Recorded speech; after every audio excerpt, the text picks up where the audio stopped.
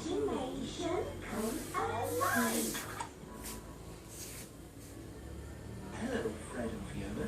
What would you like to grow? Bakit sinisinok si Bunsoy, Soy? I've got an Ay, idea. puno ante yan. Morty, can you draw us a telephone? Uminom ka ng konting tubig. Para matanggal yan. That's not a telephone. That's a parrot. A telephone is an object, not an animal. Well, that's not a telephone either. Tuwa-tuwa sa pinanonood. How do you know? Because a telephone is smaller and you can talk into it. Smaller, eh? I think we can get a telephone. Are you ready, Fred? I'm ready. 1, 2, 3, go! A telephone!